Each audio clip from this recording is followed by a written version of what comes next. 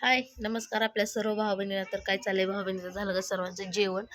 तर भाऊ बहिणींनो, आमचं झालं बरं का जेवण.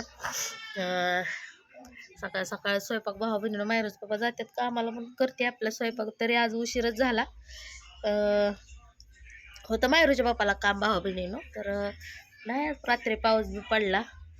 समजा ओलं झालं इकडं बा, दिसला का? पाऊस पडलाय, आबाळ आले. तुमच्या इकडं आहे का पाऊस? तेवढं कमेंटमध्ये नक्कीच सांगा. आमच्या इकडं का 2-4 दिवस झालं नसतं आबाळ भरतंय. रात्री पाऊस झाला भाऊ बहिणीनं, लई नाही आपला झाला मापातच.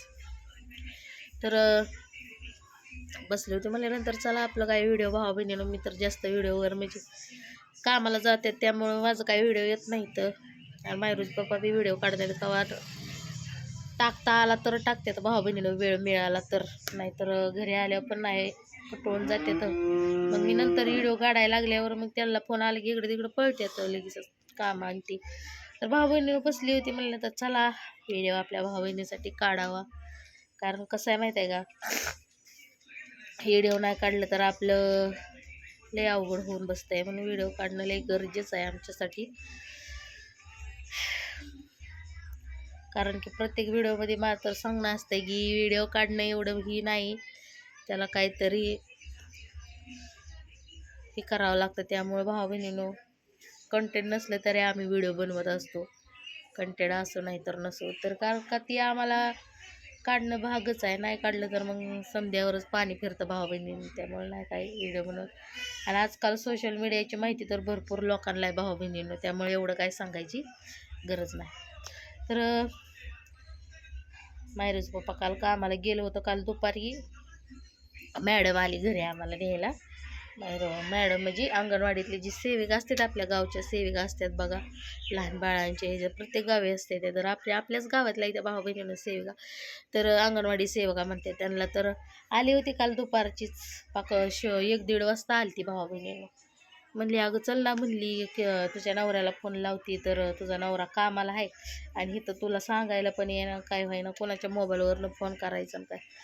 तर भाऊ बहिणीनं शेजारी पाजारी आपल्या दीर जावाच्यात करायचा फोन, तर ती बी कामाला गेलेली. मग कसं आपल्याला कळणार. तर काल होतं भाऊ बहिणीनं लसीकरण, आपल्या बाळाचा पोलिओ डोस होता. पोलिओ डोस होता म्हणल्यानंतर ती मॅडम उन्हात आणायची, इतकं ऊन होतं ना काल. तर उन्हात आली होती मॅडम, एकटीच चालत आली होती. आमच्या इथलं अंतर तुम्हाला सांगते चांगलं अर्धा-1 किलोमीटरवर आहे शाळेचं. तिथून चालत आली आणि मला म्हणली अगं तुझं मालक कामाला गेले तर फोन केला 2 वेळा, तर ती कामावरच होतं आणि पोराचं लसीकरण आहे, चल म्हणली घेऊन. तर भाऊ बहिणी एवढ्या उन्हाचं, ती नुकताच झोपायला लागला होता बाळ आपलं. आता झालंय बा त्याला काल 12 तारखेला पूर्ण 6 महिने पूर्ण होऊन 7वा लागलाय भाऊ बहिणीनं कालपासून, 12 तारखेपासून. आणि 12 तारखेला आपली ॲनिव्हर्सरी पण होती, ते पण तुम्हाला सांगितलं कमेंटमध्ये. व्हिडिओ तर काढलाच होता भाऊ बहिणी त्याच्यावरनं. तर ॲनिव्हर्सरी आपण काय आता भाऊ बहिणी दुःखातच आहे सध्या, तर आपण त्या गोष्टी नाही सारखं ध्यानात आणत आणि लक्षात बी नव्हतं कोणाच्या, आमच्या बी लक्षात नव्हतं. आणि बाबा बाळाच्या 7वा महिना लागलेला त्याला पूर्ण 12 तारखेला. तर त्या दिवशी आमची ॲनिव्हर्सरी होती, ती बी आमच्यात लक्षात नव्हती. काय करायचं. मग काय केलं, ते मॅडम आल्यानंतर मग बाळाला दुपारचंच घेऊन गेली उन्हाच. ही वडणी वली केली, त्याच्या अंगावर टाकली, त्याला टोपी घातली. चला म्हणलं लसी ती कागदपत्र घेऊन, ती नाही का अंगणवाडीचं असते फाईल, ती घेऊन गेली. तर त्याला लस दिली. लस दिल्यानंतर ते तर भरपूर लस देताना खेळत होता, रडला नाही काय नाही. तेवढा असं लटकन उडला होता बरं का इंजेक्शन देताना त्याला. ती पण पोलिओ डोस दिला आणि ती दिल्यानंतर तुम्हाला सांगते ती लटक्केरनं उडला, पण रडला नाही. ते मॅडम खेळवायला लागली त्याला डोस देत. तर घरी आल्यानंतर भाऊ बहिणी तरी त्याला काय नाही, पण सकाळी आणि जी संध्याकाळचा जी लागला परत रडायला, ती पायच हलवणं, आणखी बी पाय हलवणं भाऊ बहिणीनं. असं लय लटकेनं उडतोय असा, पायाला हात लावायला लागलं तरी. तर त्याला काय केलं मी, बर्फाने शिकते, ती गोळी आहे ती पाजते दुधामध्ये. आता मी गोळी पाजली. तर मी मागे व्हिडिओमध्ये म्हणलं होतं बघा, आपलं बाळ जेवण हे चारता म्हणजे असं त्याला काय चारायला लागले उलीचं तर उलट्या करतं. तर आता नाही भाऊ बहिणीनं उलट्या करत. मी काल काय केलं माहिती आहे का, त्याला 7वा म्हणजे 6वा महिना पूर्ण होऊन 7वा लागला म्हणून मी काय केलं, तांदूळ घेतलं एवढं आणि त्याच्याहून जास्त मटकी मुगाची डाळ घेतली थोडी जास्त. तर मी काय केलं, ती कढईमध्ये भाजलं, चांगलं भाजलं आणि भाजल्यानंतर ते मिक्सरमध्ये बारीक केलं पावडर. बारीक केल्यानंतर तुम्हाला सांगते मी काय केलं, लसूण 2-3 कोड्या आपल्या सोलल्या त्याच्यापुरतंच आणि चेचलं, थोडं जिरं घेतलं, थोडा कढीपत्ता घेतला, हळद घेतली, तेल घेतलं आणि मस्त असं ते शिजवून घेतलं एवढून, म्हणजे जास्त नाही बरं का, त्यातलं 2 चमचे ती पावडर मुगाच्या डाळीची आणि ती पावडर ती घेतली आणि ती शिजवल्यानंतर भाऊ बहिणी असं मग ती लई गाळ ह्याच्यावाने झालं पातळ पातळ. मग ते पातळ मी काय केलं, एका वाटीत गार करून घेतलं आणि त्याला मी चारलं. तर त्याने खाल्लं बरं का भाऊ बहिणीनं, अजिबात उलट्या नाही, उलटा असं हात वडत होता, चमचा वडत होता, त्याला चमच्याने चारत होती. तर आपला समर्थ आता खायला लागलाय भाऊ बहिणीनं, कालपासून त्याचं अन्नप्राशन चालू झालं भाऊ बहिणीनं. खातंय आता, ते खायला लागलंय, मला लय भारी वाटतंय ना. सकाळी पण मी तेच केलं, सकाळी बी त्याला करून चारलं, त्याला ती गोळी पाजली, त्याला ती चारल्यानंतर बघा आताशी खेळायला लागलाय. ती गोळी देतात ना डॉक्टर, काय काय लेकरं गोळ्या खात नाही, ते मायरू तर माझी खातच नव्हती गोळ्या कसल्या. समर्थ तरी खातोय, नाही तर मायरा उलट्याच करायची नाका तोंडातनं. समर्थ नाही तसा करत, फक्त तोंडातनं उलटी काढतो. पण आता नाही, गोळी चारताना नाही, त्याला दुधामध्ये देते ना, माझ्या स्वतःच्या दुधामध्ये त्याला मी गोळी देत असते, त्यामुळं नाही खात, नाही उलट्या करत तो. तर भाऊ बहिणीनं कालपासून त्याला चारायला केलेलं आहे, मग आता खातोय समर्थ आपला. आणि तसं बी आपला समर्थ म्हणजे असं नाजूक आहे, नाजूक जास्त, म्हणजे असं हे नाही, बाळसं नाही त्याला असं. आता बघितलं तुम्ही काय महाग काय जे दिवस होतं भाऊ बहिणीनं, त्यामध्ये एवढं लक्ष लेकरावर माझं नव्हतं आणि त्यात माझी पण धावपळ होती, झोपमोड व्हायची, झोप नसायची जीवाला, त्यामुळं सारखं असं माझं सारखं डोकं दुखायचं, त्याच्यावर लक्ष होतं. पण आता धावपळी असं ती काय म्हणते, ते कमजोरीमुळं भाऊ बहिणीनं मला पण असं वाटतं की दूध येत होतं का नव्हतं मला. मग त्या गोष्टीमध्ये नाही, लेकरांची वज राहत नाही भाऊ बहिणीनं, धावपळीमध्ये लक्ष राहत नाही, मनाला असं त्यांना लक्ष राहत नाही.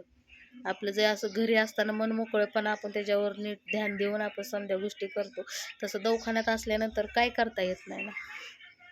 तिथं नीट आंघोळ असते का काय असतं, 15-15 दिवस झालं त्याचं समर्थाला आंघोळ नव्हती आणि लेकराला कशी आता भाऊ बहिणी त्याला मी दिसाड आंघोळ घालते, एक दिवस मध्ये आंघोळ घालत असते त्याला.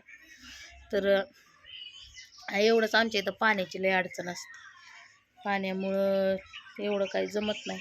पण दवाखान्यात तसं नसतं, पण घरी आपलं मन मोकळं कसं चुळून मुळून आपली आंघोळ असते, मग लेकरांना बाळसं येतं. तसं दवाखान्यात काहीच नव्हतं समजा, आणि दवाखान्यात त्याला 5वा महिना लागला भाऊ बहिणी. मायरू आपली घरी होती, मायराला गुटगुटीत होती भाऊ बहिणी, काय तुम्हाला सांगायचं. तर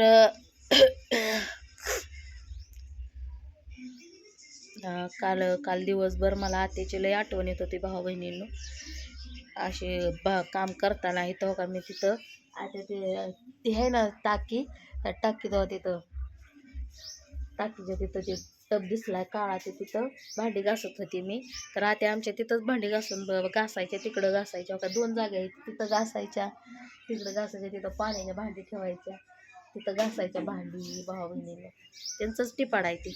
तर तिथं काल बसता मला म्हणजे इथं त्या झोपलेल्या असायच्या, आजारी होत्या त्यावेळेस, त्या मला लय असं ध्यान, म्हणजे त्यांचं इतकं ध्यान यायला लागलं ना, मला लय ध्यान यायला लागलं असं. मग विचार यायला लागलं की तरणी ताटी सासू म्हणलं लय लवकर सोडून गेले आपल्याला, असं विचार यायला लागलं की लहान लेकरं होती माझी, कशी पण असं त्या लोळे पांगळे कशी पण असली तर समोर असायला पाहिजे होती भाऊ बहिणी.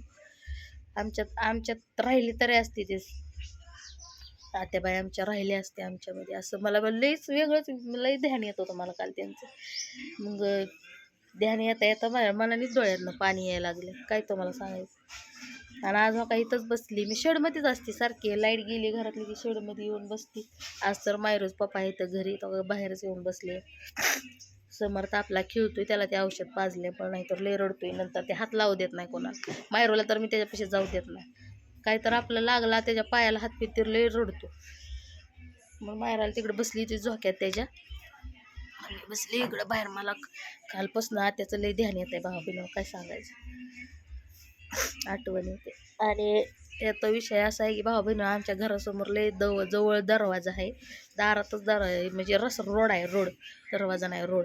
तर काल म्हणजे गावात कोण एक्सपायर झालं इकडं तिकडं तर समधी मधनं जातात नाही, चावडी आहे तिकडं पड्यात, आणि इथं आमच्या इथं मध्ये रोड आहे, तिथं अशी म्हणजे एक्सपायर झाली की इथूनच घेऊन जातात. ती बघून एक मला वाईट वाटत होतं भाऊ बहिणीनं. काही दिवसापूर्वी आपल्या घरात तसं झालं होतं, म्हणजे दिवस दिवस समद्यावरच आहे. तर आज नाही उद्या आपण पण त्या गोष्टीला सामोरं जायचंच आहे भाऊ बहिणीनं, आपल्याला पण तीच होणार आहे. असं म्हणजे एकटे असल्यानंतर इतकं मला विचार खात्यात, एवढं विचार खात्यात, असं वाटतं की समध्याची गोष्ट झाल्या ते व्हायला नको होत्या, आतापर्यंत राहिल्या असत्या आमच्यामध्ये. आणि एक गोष्ट तुम्ही मला भाऊ बहिणीनं, माझं चुकलं तर मला सांगा, एक गोष्ट आत्याची बी चुकली. कारण की ज्यावेळेस तुम्हाला सांगते त्यांच्याकडं पैसे होतं हे त्यांना माहिती होतं, त्यांनी पैसे ठेवलेलं त्यांना माहिती होतं, आम्हा कोणाला माहिती नव्हतं. त्या चांगल्या होत्या त्यावेळेचं सांगते बरं का, त्यांचा नुसता पाय भावा बहिणीनं असा जागेवर असा पिळत होता. चांगल्या असताना आता मी एकटी आणि त्या एकट्या आम्ही दोघी, त्यांना मी आधार द्यायची, पडायच्या धपाधप, तर मी काय करायची त्यांना उठवायची बसवायची, म्हणजे जास्त मग गरज नव्हती लागत बरं का माझी, पण असं पडल्या माझ्यासमोर 2-3 वेळा पडल्या. मी म्हणायची किंवा पाय दुमता होतोय म्हणून ते तसं करतात काय, पण असं वाटत नव्हतं की ते पाय पाकच कामातलं चाललाय.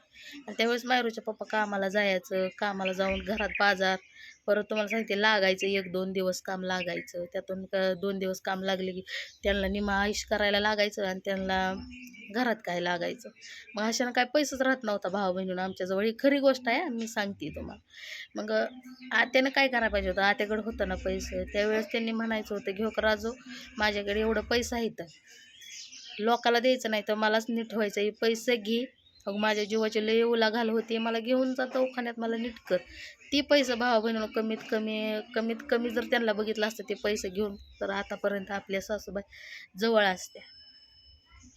त्यांनी शेवटच्या सणापर्यंत योगिता ताईला नुसतं आम्हाला बी म्हणायच्या, माझ्याकडे हाय तर पैसा, आमच्याकडे हाय तर पैसा म्हणायचे, बिशी आहे, पण बिशी नव्हती, घरातच साठवलेलं होतं.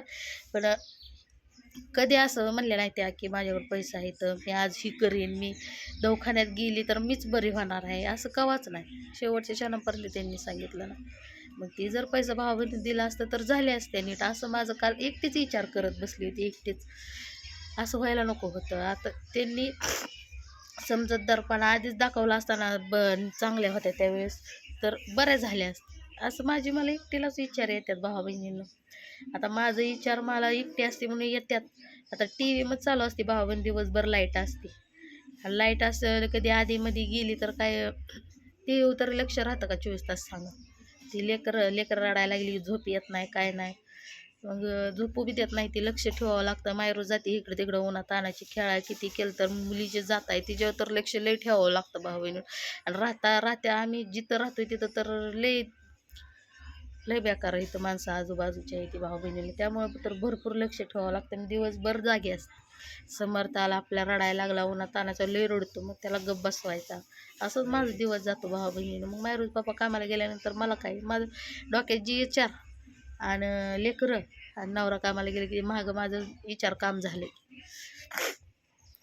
मग त्या भाऊ बहिणीनं अशा गोष्टी काल झाल्या, विचार येतात मला, तर मी काय करू काय नाही तुम्ही मला कमेंटमध्ये सांगा.